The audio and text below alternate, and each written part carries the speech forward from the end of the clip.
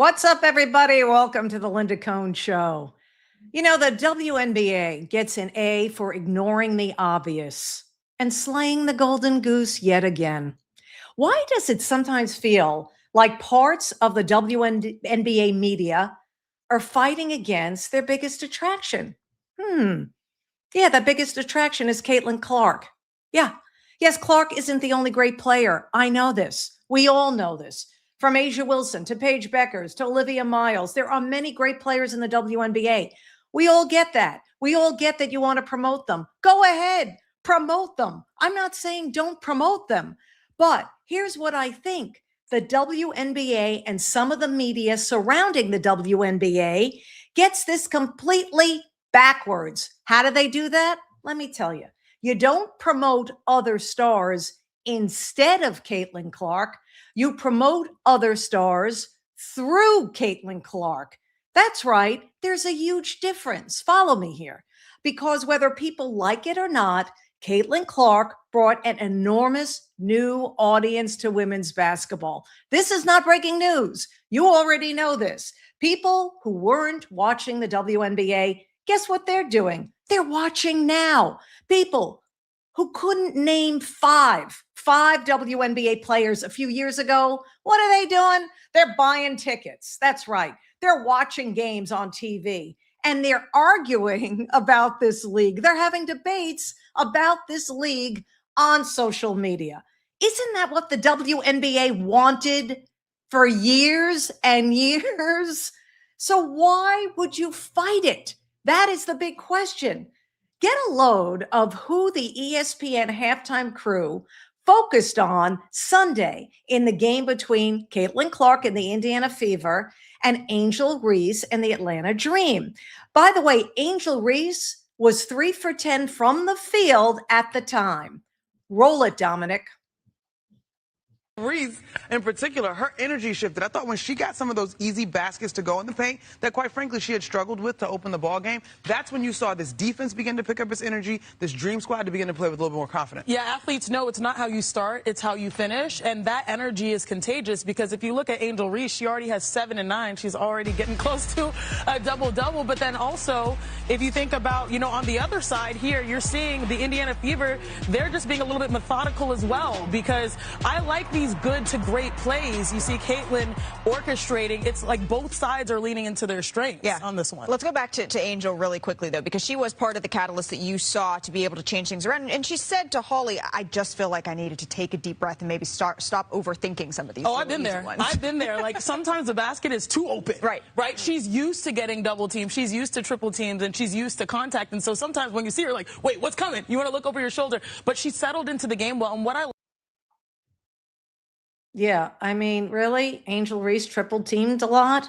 And Monica McNutt started that conversation talking about Angel Reese. But that's not all. So after the Fever came back to win that game in overtime, thanks to great playmaking and clutch free throws by Caitlin Clark to lock up the win, here's Andrea Carter on ESPN SportsCenter sharing her difference maker while also giving a head-shaking excuse for Atlanta's loss, listen closely, and not calling out Angel Reese for missing an easy game-winning bucket at the end of regulation, even though the video of that miss was playing while Andrea Carter was talking. Roll it, Dominic.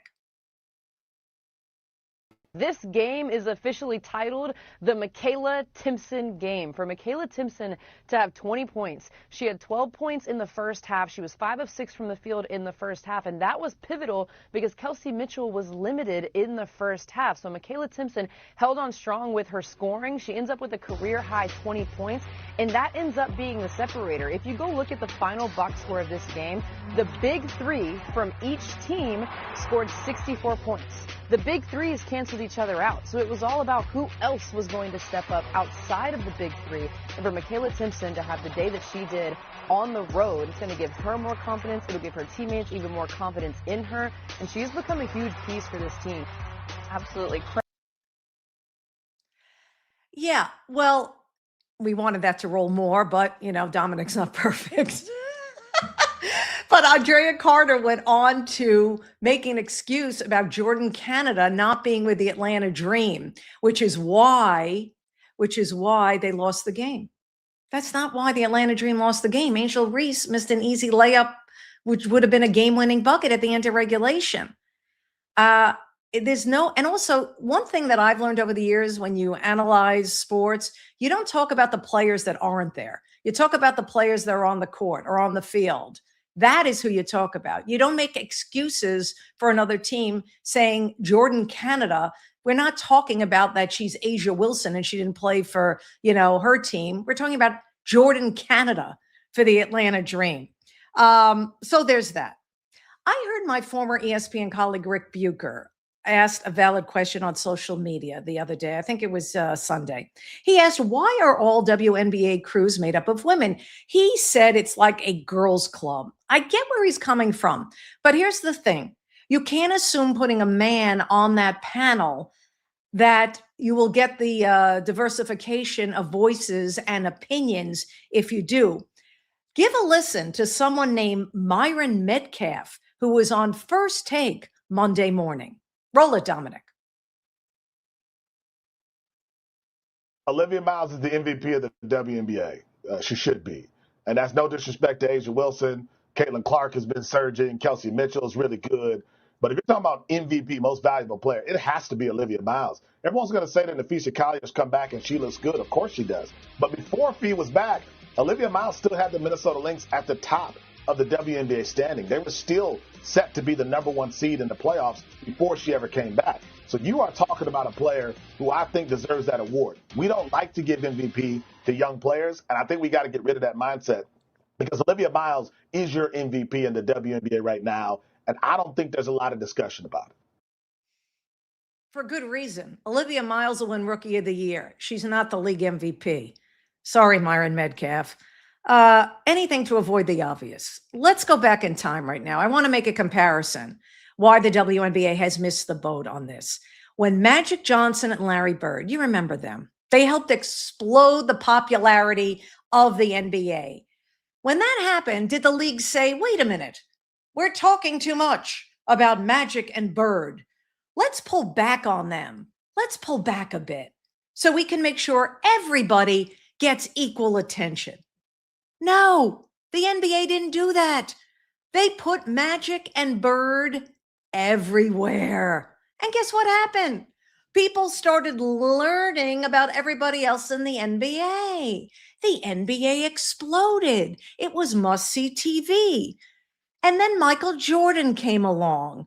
Did the NBA say at that time when MJ came along, Michael's getting too much attention. We need to take some of that spotlight away from him and give it to Patrick Ewing and give it to Charles Barkley. Of course they didn't say that. They put Michael Jordan in the brightest spotlight they could find. And Barkley became a star. Ewing became a star. Karl Malone became a star. Reggie Miller became a star. You get the trend here? There's a lesson here. When your biggest star makes the pie bigger, everybody gets a bigger piece. That's what Caitlin Clark has done for the WNBA, and that's what Caitlin Clark continues to do for the WNBA. And here's what makes the resistance to her popularity even more fascinating. Caitlin Clark is not walking around demanding you talk about her.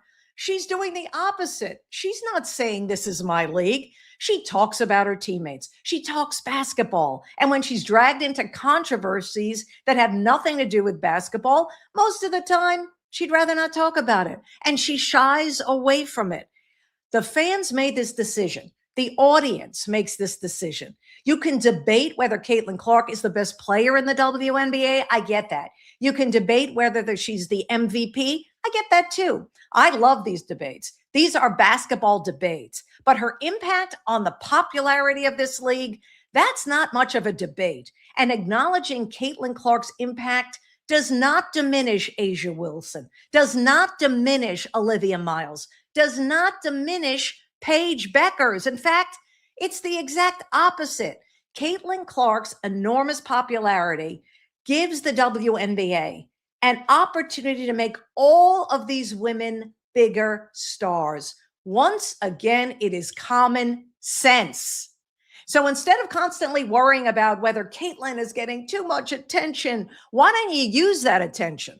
Use it. The WNBA spent decades asking America, pay attention to us, pay attention to our league. Well, America is paying attention now. And if one player helped open that door wider than it's ever been before, don't resent her for it. Don't minimize it. Don't try to manufacture somebody else to replace her in the spotlight. Just use the spotlight. And then walk every other great player in this league right through that door with her. Why is this so difficult to understand? Maybe you can help me. Tell me in the chat box. Oh, speaking of Caitlin Clark, because I can't get enough of it, because I saw all this and it got my attention. Now, I don't have an MVP vote, but if I had an MVP vote, I'd vote for Caitlin Clark. And I know exactly the kind of season A'ja Wilson is having. She's been spectacular this season. A'ja Wilson is, averaging over 26 points, 9.5 rebounds. She's doing great. And of course, she's one of the best defensive players in basketball. So this is not about tearing A'ja Wilson when I say this. This is about one word, valuable. What does most valuable player actually mean? I know we have this debate in all of sports, but I'm bringing it up again. Because after another huge performance Sunday, 26 points and 9 assists for Caitlin Clark, a big road win in Atlanta in overtime, Caitlin Clark is now averaging close to 22 points a game and just over 8 assists a game. And those numbers still don't completely explain what she does for the Indiana Fever. Valuable.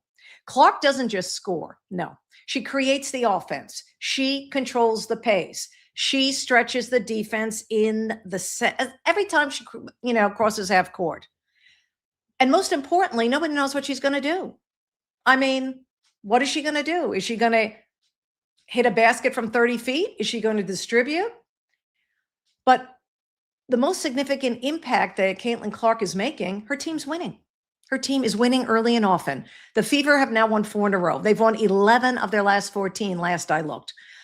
This isn't just the Caitlin Clark popularity story anymore. Forget the TV ratings, forget the jersey sales, forget the commercials. I mean, I'm talking basketball.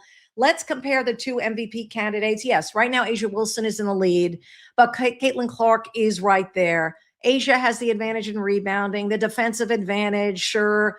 But Clark has a huge advantage in one area that is really enormous to me. What is that? She runs the entire show. Those 8.3 assists she's averaging, they aren't just a number. Every one of those assists creates points for somebody else on her team. Every possession begins with a defense asking, as I mentioned earlier, what is Caitlin Clark going to do? Pull up from 30 feet and hit the 3. Is she going to attack the basket? Is she going to give it up to Boston? Or is she going to give it up to Kelsey Mitchell? And lately, when Indiana has needed her the most, Clark has delivered another road victory, as I mentioned, Sunday in Atlanta, another game where she's controlling the offense. So here's my MVP question. Take Caitlin Clark off the Indiana Fever. What are they? What are they? That's what value means to me. I'm not voting for Caitlin Clark because she's the biggest star in women's basketball. No, I'm not voting for her because she sells tickets. I'm not voting for her because millions of people tune in to watch her. She's appointment viewing. No, that's not why I would vote for her. I'm voting for her for what she does on the basketball court. A'ja Wilson might have better stats, but MVP doesn't stand for best statistical resume. It stands for most valuable player. And if Caitlin Clark keeps playing like this, if Indiana keeps winning like this, then I have one question for everybody who says she is not the MVP. What else does Caitlin Clark have to do? Please tell me. Please fill me in. Caitlin Clark has my MVP vote, even though I don't have an MVP vote. If only I had one, but I don't have one. By the way, I'd be remiss if I didn't mention this. I've been noticing a change in Stephanie White, the head coach of the Indiana Fever. She's been ridiculed, and I've been blaming her, not supporting her players, and just kind of being an angry woman. I've also complimented her in her coaching ability. She's still a good coach, really good coach. And I saw that Sunday with her moves that she made when it mattered most. But I've been noticing the last couple of games for the Indiana Fever in her post-game press conferences, very supportive of certain players, especially Caitlin Clark. I've been noticing Coach White. I really have. And I love what I see. Not that you're out to please me, but I made a vow. If I saw a change in Stephanie White, I would mention it. And I'm mentioning it now. And the Indiana Fever, very smart in posting this on social media. White addressing her players after Sunday's overtime win. Roll it, Dominic. A hell of a job in the second half, but especially in the fourth quarter. 17-9. Held them to 9 points. 9 points. In the second half, they had 0 fast break points. They had 7 second chance points, but we had 12. They were 13 for 13 from the free throw line. We were 14 for 15. Okay? 22 points for us off of turnovers. 22 points for us off of turnovers, y'all. That was just an excellent display of toughness, of discipline down the stretch, of weathering storms and runs. That is playoff basketball, right? The micro adjustments that we're going to have to make, KK, we throwing you in a whole bunch of... DC, what the... That defense was outstanding. Outstanding. I love that. I love seeing that. I loved hearing that. It was fantastic. I know they won, so there's a lot of, support. But even when they were winning, Stephanie White, I never saw her like that. So kudos to Stephanie White. Kudos to the Indiana Fever for putting that out there, because I think that's great. And you know what? Keep that up, Coach White, because all of that good karma, everything you're doing there, it's going to come back in a rewarding way. And I think it already has. Love to hear what you think. Put your comments in the chat box. Love to hear what you think on all this. And any questions, ask me at the end of the show. Ask Linda segment. Okay. On to Jayden Daniels, shall we? Yeah. Mother doesn't always know best. And I'm saying that as a mother. Jayden Daniels is 24 years old. He's the franchise quarterback for the NFL's Washington Commanders. He's a grown man. He's building his own career, his own life, his own identity. And his mother, Regina Jackson, is deeply involved in both. She's not just Jayden's mom. No way, no how. She's his business representative. She, by the way, gave her blessing for this whole number 5 jersey fiasco with LSU that made her son really currently making him a laughingstock. It's so sad. Bad advice by mom. And she also has been very involved in protecting him in his personal life, including who he surrounds himself with and who may have access to him. And I have to tell you, as a mom, that's where I start to have a problem. I have a son, I have a daughter. I love my kids more than anything else in this world. I would protect them with everything I have. But I would not want to be my son or daughter's business manager. And I would definitely not want to be managing their personal life. Why? Oh, so many reasons why. Because at some point, you have to let your children become adults. And that doesn't mean you stop being a mother. No, you don't stop being a mother. It doesn't mean you stop giving advice. No, you don't stop giving advice. It doesn't mean you stop worrying. Oh, believe me, I never stop worrying. I'm a big worrier. It doesn't mean you stop picking up the phone when your son or daughter calls you and says, Mom, I don't know what to do. Of course you help. You want to help. But there's a difference between being there for your child and being in charge of your child's life. Did I mention Jayden Daniels is 24 years of age? At some point, shouldn't he learn to navigate the world by himself? Shouldn't he learn who he can trust, who he can't trust? He's got to learn that by himself. Shouldn't he be allowed to make mistakes? Maybe he gets involved with somebody who isn't good for him. Maybe he makes a bad business decision. Maybe he gets taken advantage of. Maybe he gets his heart broken. Those things hurt. It's part of life. You got to experience those things. That's how we grow. That's how they grow. Because here's what I believe. You can't protect someone from every bad decision without potentially preventing them from learning how to make good decisions. Regina Jackson was a guest recently on the Pivot podcast. Roll it, Dominic. Your dollar amount is associated with your name. So you never know who really is there for you and who's really against you. And our thing is like, I want Jayden to date. I don't want everybody to say I'm putting it on record. My son can date. He can live freely, makes his own decisions.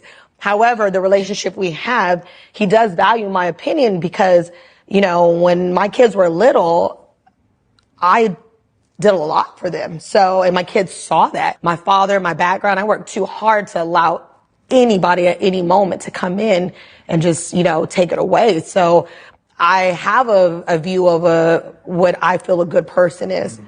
And, you know, but my son is 24 and he does have to go through things and he has to learn on his own. And, you know, he's a great kid and I'm thankful for him. He's, you know, not like some of these other guys, you know, he's really to himself. He's a homebody. He just really is. He's really loves sports. Like he really is. So I'm trying to work on his afterlife after sports because at some point it does end.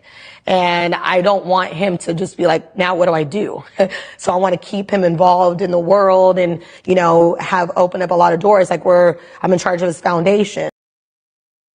Now, I want to be fair to Regina Jackson. I understand her motivation. She's a mother. She loves her son. She wants to protect her son.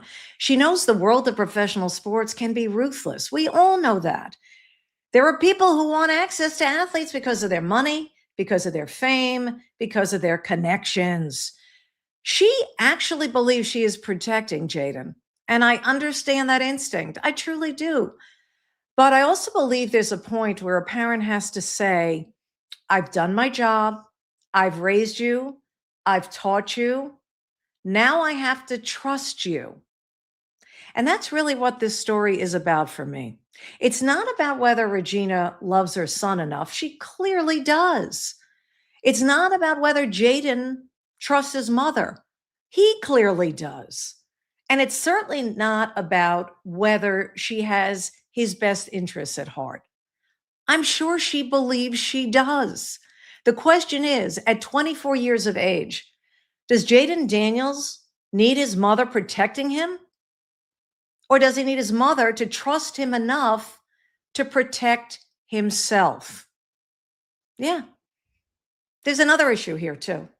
When your mother becomes your business representative, how do you separate the business from the family?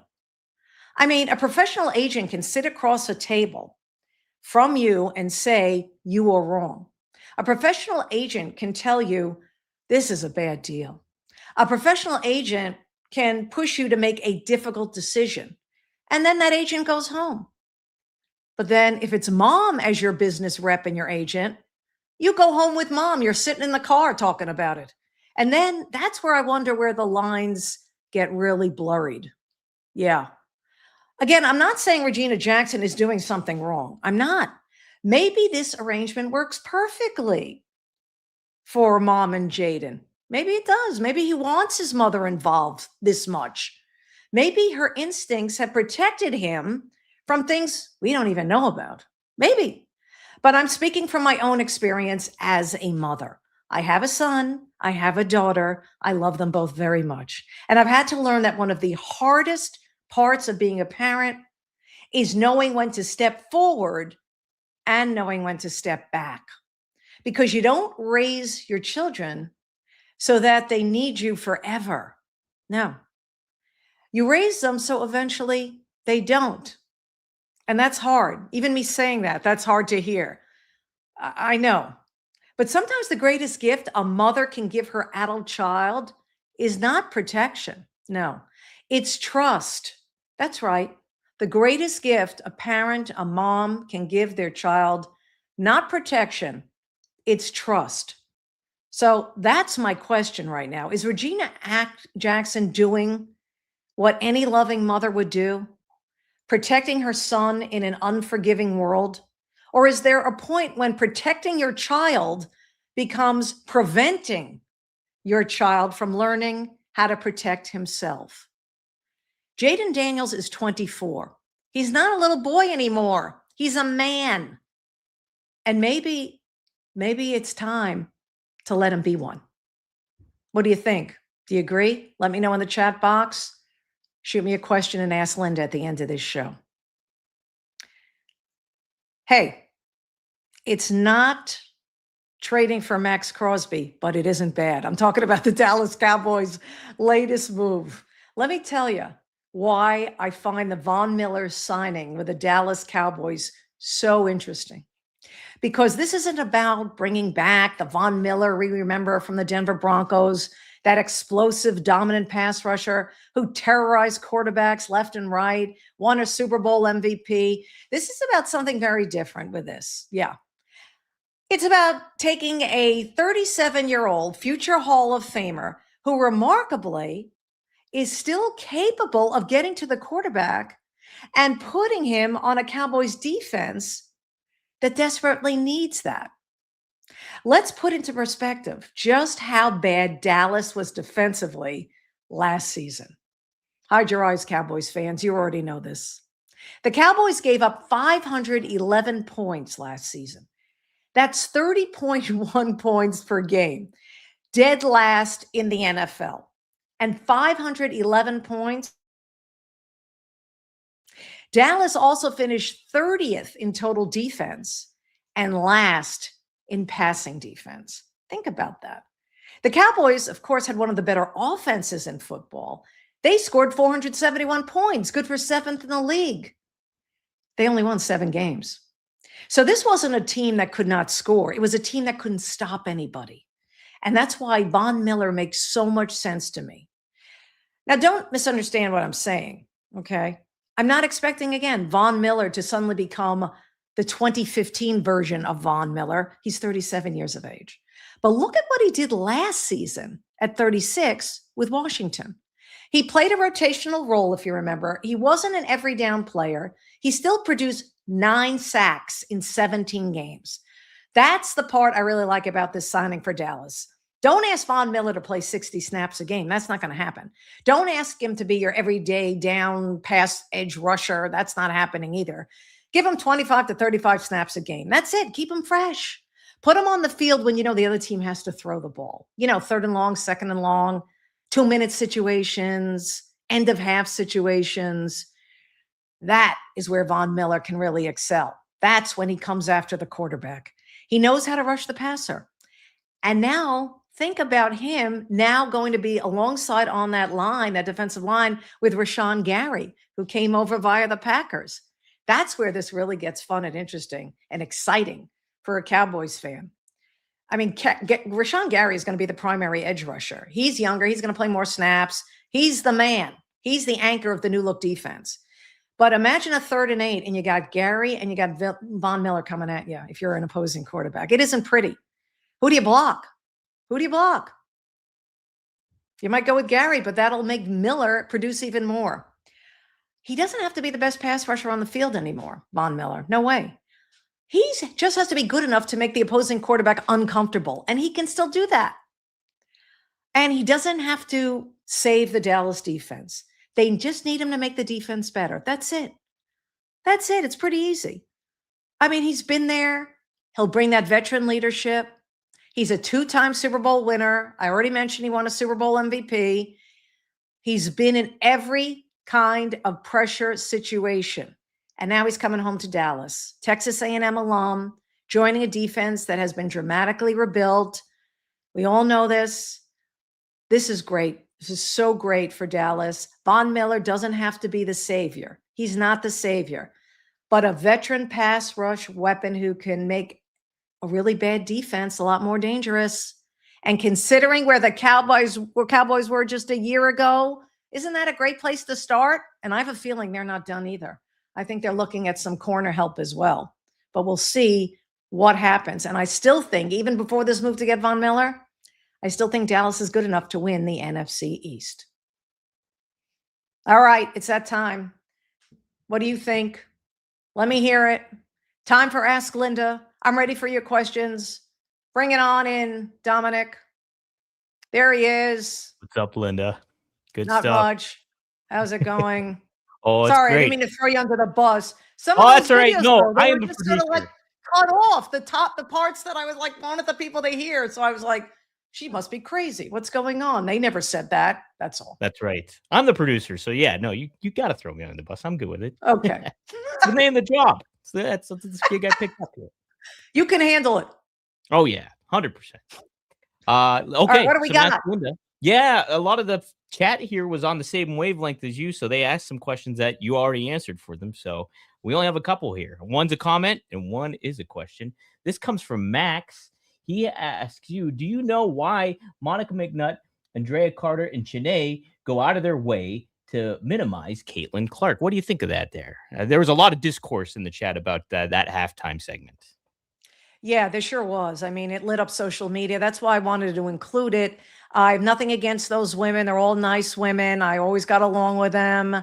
But I think Shanae, I don't kill her. I think, I've heard more minimizing attempts by Andrea Carter and Monica McNutt, minimizing attempts of Caitlin Clark's performance, ignoring it. I see it more from them. Shanae was basically the only one that mentioned Caitlin Clark by name. If you noticed in that clip, she acknowledged it.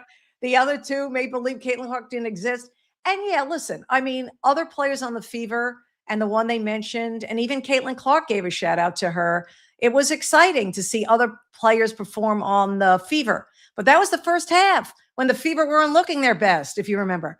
Second half, especially the fourth quarter, it was Caitlin Clark distributing, playmaking, hitting clutch free throws that led them back, and they pulled off a gutsy win. Caitlin herself said that it was a B- game for them, but they still found a way to win. So I can't understand why those two women do what they do. The only thing I could think of is that, and this is just me spitballing here, but the only thing I could think of that makes any sense if I try to get into their minds is that they want to applaud and make sure people don't forget that it was African-American women that built the WNBA, that created the WNBA in their minds, that, all of the old time greats, the Lisa Leslies of the world, the Cheryl Swoops. I can go on and on and on, and I'm in agreement with them. But as I mentioned in my monologue, you don't have to ignore or diminish what's going on right now to pump up others.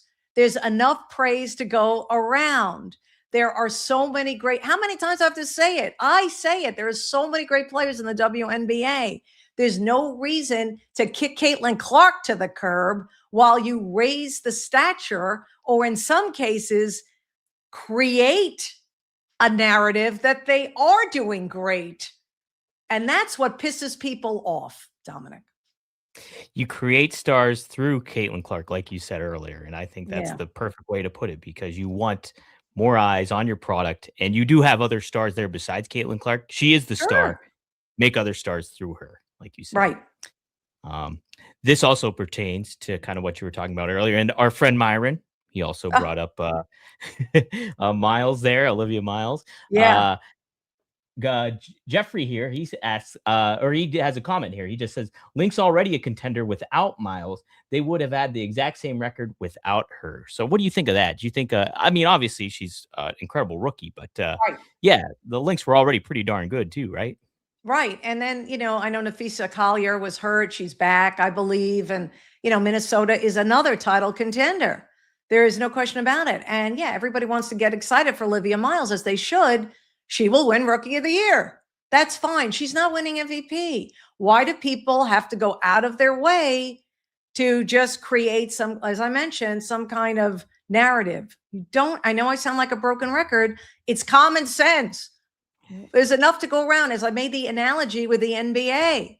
The NBA hierarchy back in the day in the 80s saw what they had in Magic Johnson and Larry Bird, and they didn't say, oh, we're talking about them too much. We better stop promoting them because we're not giving attention to these other players in the league. They didn't go by that philosophy that the WNBA does. And look at the NBA. All it did was lead to their explosive popularity. And that was a big reason why they just boomed. And the pattern with Michael Jordan, all the stars that followed after Bird and Magic. Yeah, as a sixth grader, I was like, you're giving me too much Michael Jordan. I need to back away from this. Right. And the thing is, The thing is, he was in every commercial because I hear some people saying, "What more do you want, Linda? She's in every commercial." Don't blame her for that. Right. And hey, this is a side thing, but like her shoes, they haven't really done a great Nike hasn't done a great job at promoting her shoes. Let's be No, honest. great point. Mhm. Great point.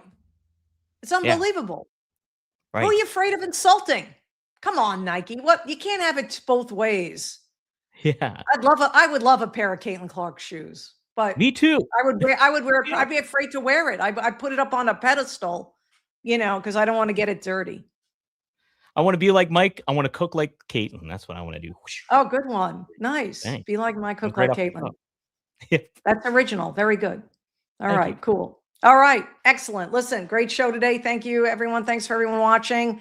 We're close to 20,000 subs. That's right, 20,000 subscribers. Can't thank you enough. Keep it going. Share, like, subscribe. We're just having fun here. Glad you're aboard for this journey and all of it. Thursday, we'll be back with a live show, but subscribe to the channel. You won't miss any clip. You won't miss a beat. You won't miss anything I say if you are a subscriber. Thursday, my son Dan is back with his NFL betting tip, NFL fantasy tip, and anything that is on his mind. Dan and Fourth and Dan will be joining me Thursday. A week from Monday, that's a week from today, if you're seeing it today, the amazing Lewis Howes. That's right. School of Greatness podcast. What a story. What a journey for Lewis Howes, one of the biggest inspirations out there. Look him up. He's going to be my guest in a week. Can't wait for that. But that'll do it for this edition of the Linda Cohn Show. Have a great night, everyone. See you soon.